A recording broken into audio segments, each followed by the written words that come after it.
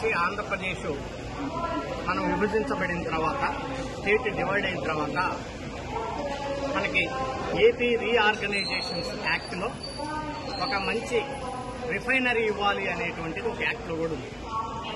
మొన్న గౌరవ ముఖ్యమంత్రి చంద్రబాబు నాయుడు గారు ఢిల్లీ వచ్చినప్పుడు మనకున్నటువంటి హక్కు ఏపీ రీఆర్గనైజేషన్ యాక్ట్లో ఉన్నటువంటిది రిఫైనరీ కావాలని చెప్పేసి గౌరవ ముఖ్యమంత్రి గారు కేంద్ర పెద్దలందరిని అడగటం, ప్రధానమంత్రి గారిని, పెట్రోలియం మినిస్టర్ గారిని కూడా అడగటం జరిగింది.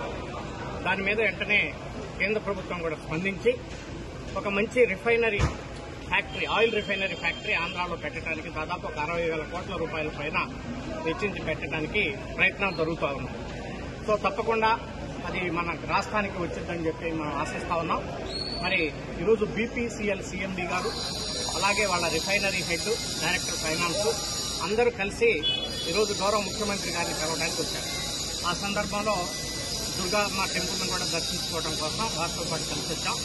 భగవంతుడి దయ వల్ల తప్పకుండా ముఖ్యమంత్రి చంద్రబాబు నాయుడు గారి యొక్క కృషి, అలాగే deputy chief minister Pawan Kalyan గారి యొక్క కృషితోటి ఒక మంచి ఇన్వెస్ట్మెంట్, ఒక 60,000 కోట్ల రూపాయల ఇన్వెస్ట్మెంట్ ఆంధ్రాకు వస్తే తప్పకుండా డైరెక్ట్ గా కానీ ఇండైరెక్ట్ గా కానీ ఒక 20 నుంచి 25,000 మందికి ఉద్యోగ అవకాశాలు వస్తాయి.